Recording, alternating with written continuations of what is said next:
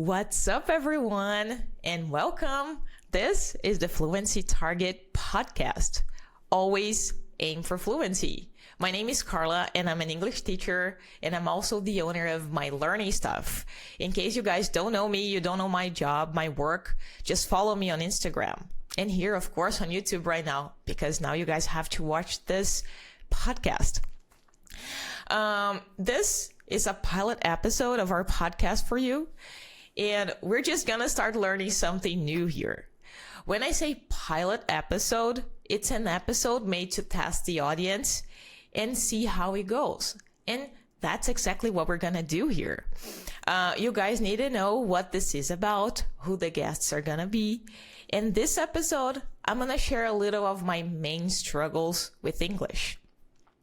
And I really wanna get real here and tell you guys that this podcast is also a challenge for me to keep talking for a long time, to interview people, different types of people, students, teachers, and many other types of people, and also to express myself better. So this is a whole thing for me also to evolve and to develop my communication skills. So you guys are going to be following this journey of mine.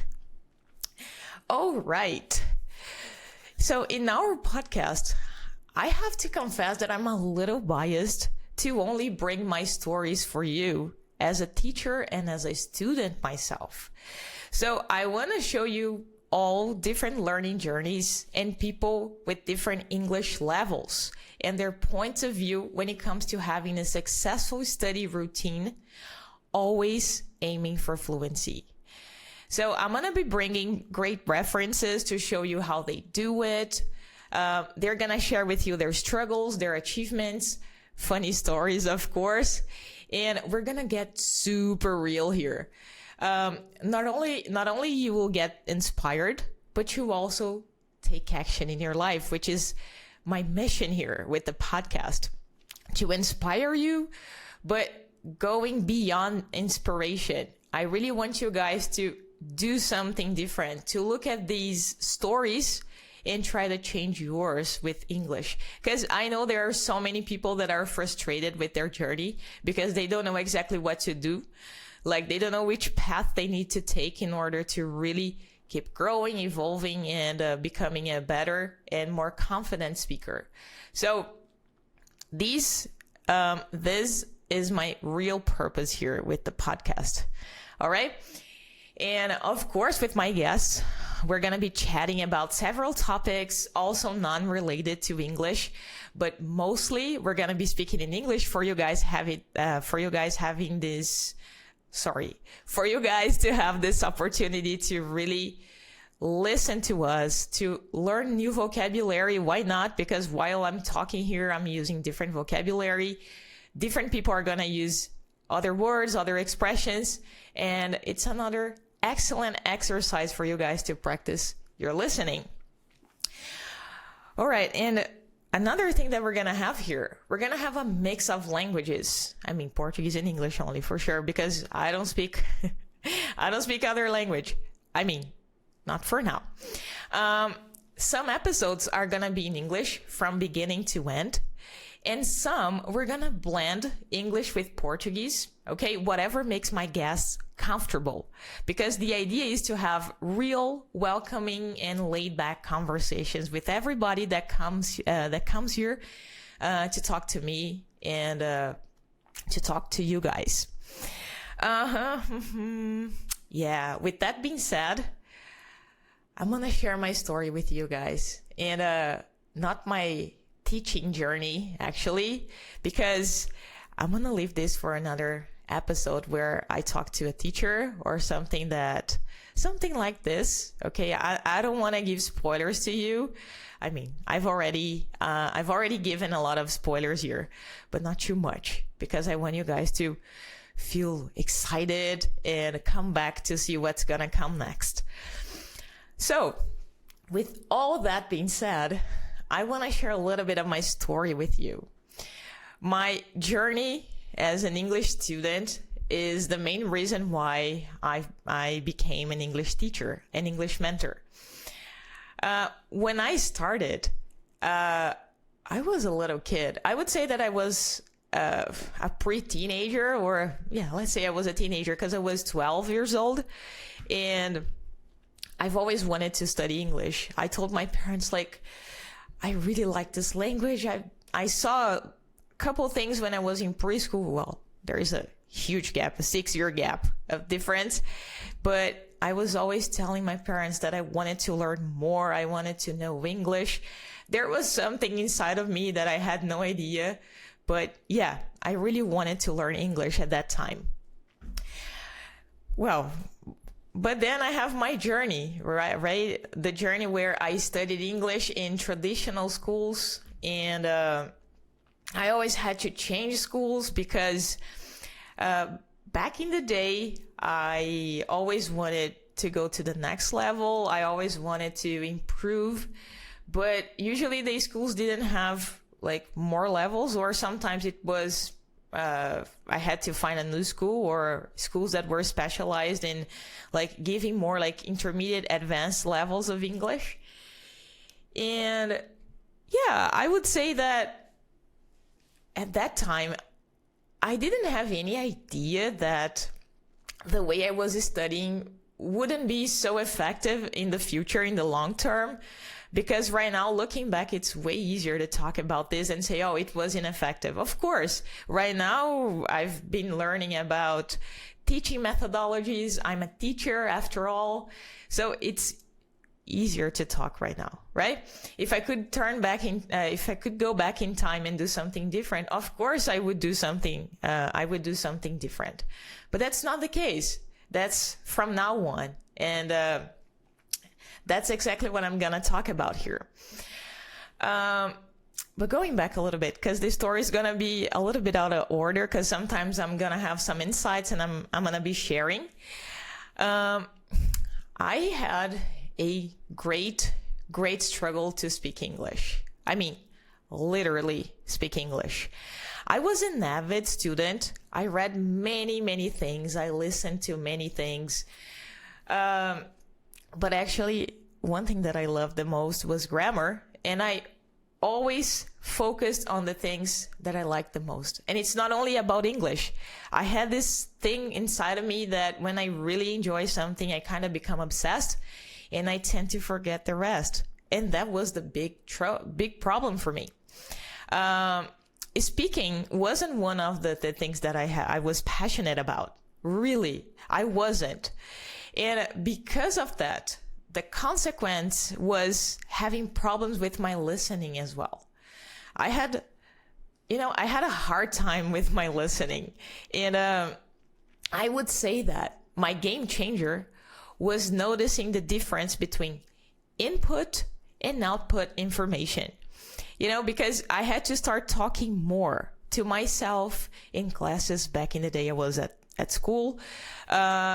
With my teacher, because the last school I studied, the teacher would always speak in English with the students.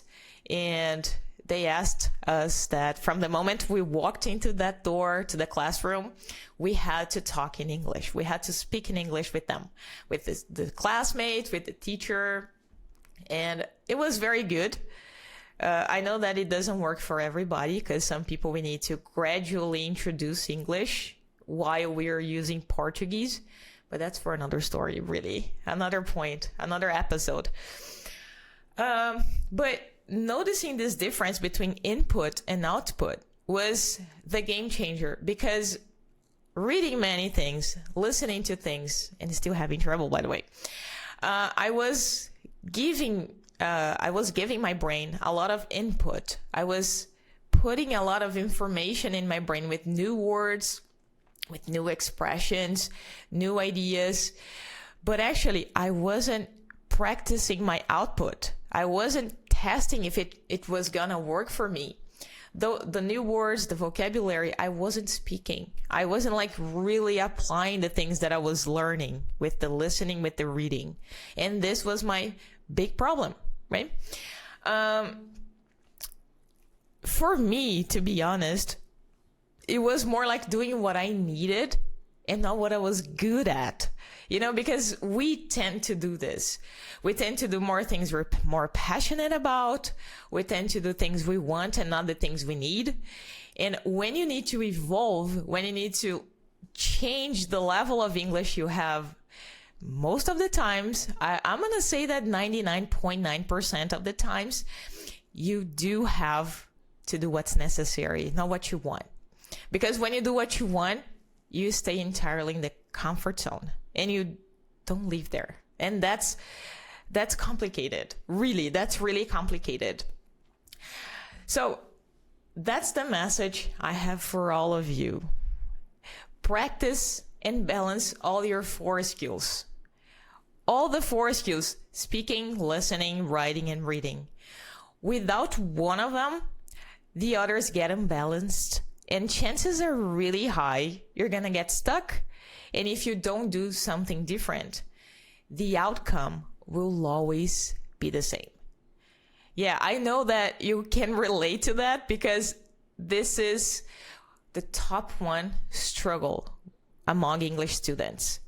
Yes, that's exactly what we're discussing here right now. So for me, I had to really do the things that it was necessary as a student myself. It wasn't because of the teachers. It wasn't something, it was just a perception that I started to build inside of me that I had to change something. Of course, I had a little push because I had to take a Cambridge exam called FCE, which is an intermediate exam, proficiency exam. But yeah, and just a side story here a little bit. With this exam, I had to focus in a different accent because my main focus since I started learning English when I was a child, it was American English. And when you do this sort of exams, these proficiency exams, you really have to listen to different accents, such as, mostly, more predominantly, British English.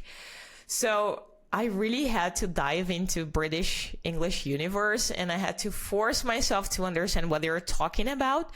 Otherwise, I wouldn't be able to take the exam and get a good grade, So it was really challenging at the beginning, but I would say that this was my little push. I think everybody has one. And if you don't, I think you should start thinking about doing what you need and not what you want and not what you feel it's comfortable for you. Because whenever it gets easy, something is wrong. You have to do something that is going to challenge you a little bit. If you're reading something and the reading is easy, you find like one new word, or you don't find any words that are new for you, I strongly recommend that you start reading something a little more difficult so that you can find new words and you can use these words in your day-to-day life. Okay?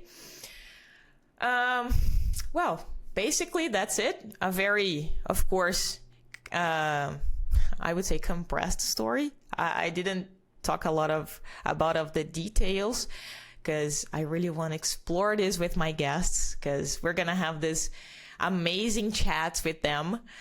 But right now, I would like to do something really nice for you guys. I have a couple of questions from my students, questions that they asked me during classes, questions my followers asked me during those question box that I open on my stories.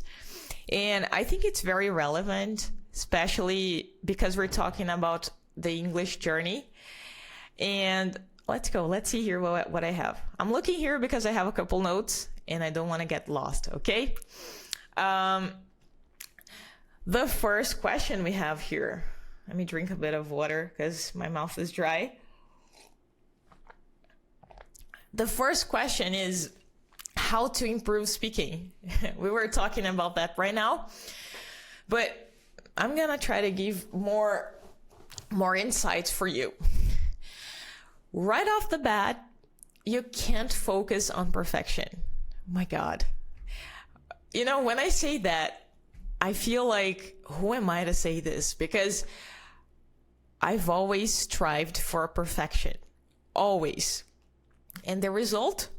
was a person who didn't speak English at all. For 10 years, I had been studying for 10 years without speaking. And then I realized that I was striving for perfection. You know what I mean.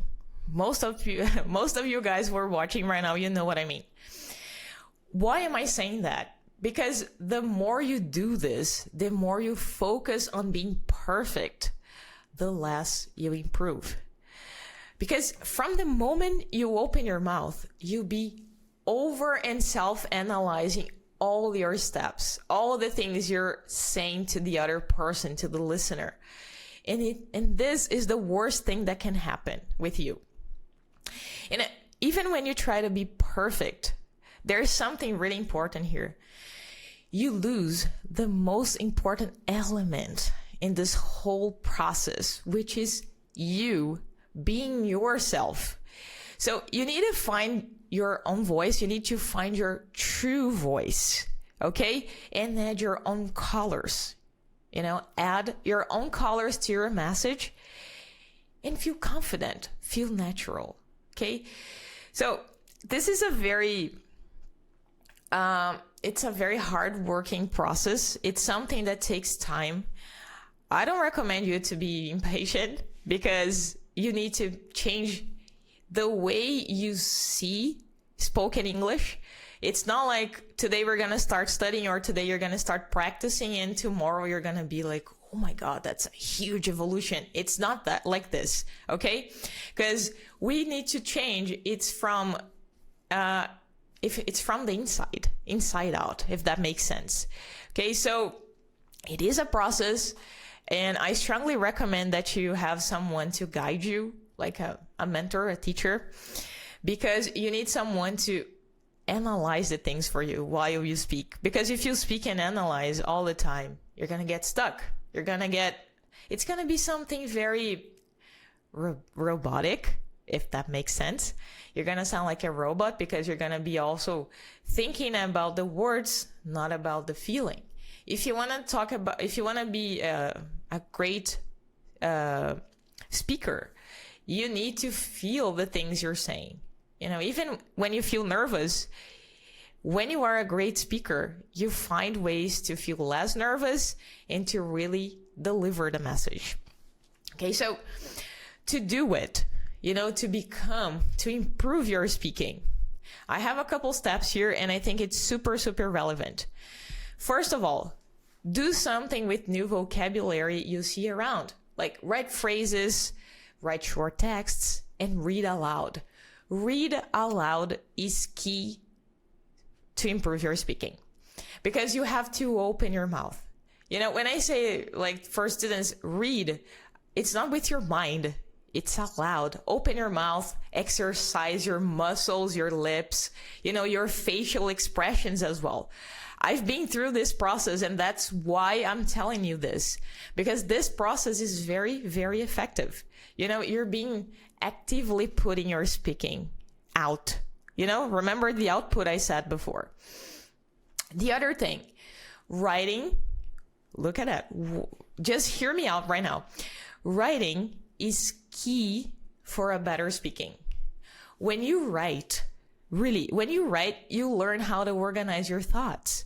You reduce your anxiety when you speak. And this is for real.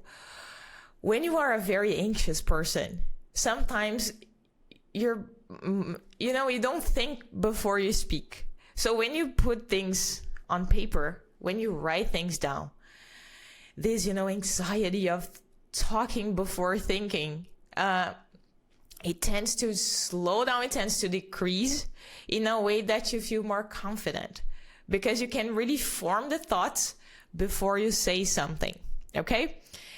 And the other step I would recommend is to record audios and never, ever miss an opportunity to use your speaking skills. I think this is one of the three most important points that you have to really, really work. Okay? Very good. Well done. And the second question, it's a pronunciation help. 2 words, actually. All right.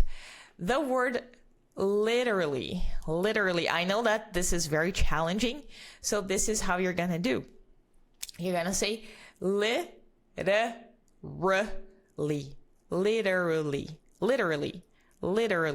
Okay, there is a flap T, and then a R at the back of your mouth, R, and then li. So you have, well, my suggestion for you is to really break this down and keep working syllable by syllable, like li, r, li, literally. Practice this. Second question is the word watched.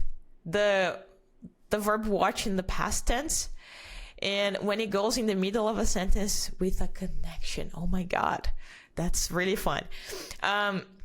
First of all, you say watched. You don't say watched, okay? There is no extra syllable. You do not pronounce the ED sound when you have watch. You have to pronounce watched, okay? And when you have the word a there together, we're going to have a linking sound. So what you're going to do is watched ends in a t sound. You're going to connect the T sound with a and say watched. So you're going to go like, I watched a movie last night. You see how it changes? Because when we say this incorrectly, we're going to say we watched a movie last night. We watched a movie. No, we watched a movie. Watched. You put the emphasis on watch and you give this t sound to the A there. So I watched a movie last night. Okay? Watched it. Very good. I'm really enjoying those questions, but I can't wait for you guys to send me the questions in the next episode. Question number 3. If you could name 3 things that are essential to become a fluent speaker, what would these words be? Wow, that's such a great question. And I remember receiving something very similar from a student. Kind of changed a little bit so that it could be more clear for you. All right, anyways. The first word, I would say purpose. Know your why and remind yourself of that. Whenever there is a problem in your routine, whenever you feel unmotivated about something, oh, I think I'm not going to make it. Come on. Stop thinking about that and start thinking about the reason why you're studying and trying to improve your English, okay? The second one, I would say discipline. Discipline is doing what's necessary, not what you really want. And this will give you routine. I'm telling you. Because when you have discipline, you do things no matter what. And when you do things no matter what, you start building routine and you start being capable of doing these things repeatedly until you get to the point where you really want to be. Okay? So this purpose, discipline, and the last one, surrender. Surrender, it's like stop creating extra obstacles in your fluency journey. You know, do not focus on when you will be fluent, because I get this very often. Some students ask me, when do you think I'm going to be fluent? When do you think I can start speaking better? You know, this is a question that it's not on me to answer. You know, it's on you actually, because you have to start working better and more, you know? And the other thing, when you think about when, you forget the most important thing you have to do, which is thinking about how you're going to do to study and to improve. How, when you ask yourself how, you start asking ways, strategies, steps to follow in a way that's going to make your English better. Okay? Well, if it's your case and you have a mentor, trust their guidance. Do not question it. Okay? Do not try to change it, because you're fooling yourself when you change your mentor's guidance. Like he or she's told you, like, you study, focus on this structure, for example, and you go there and you kind of change a little bit. You don't do exactly what they asked you to do. you're fooling yourself. I'm sorry to tell you this, but you're fooling yourself, literally. Okay. And when you do this, you get straight back to your comfort zone. If you're back at your comfort zone, you're not growing. Okay. Because to grow, it's really necessary that you feel challenged. All right. So those are the 3 most important things to become fluent and to become more confident.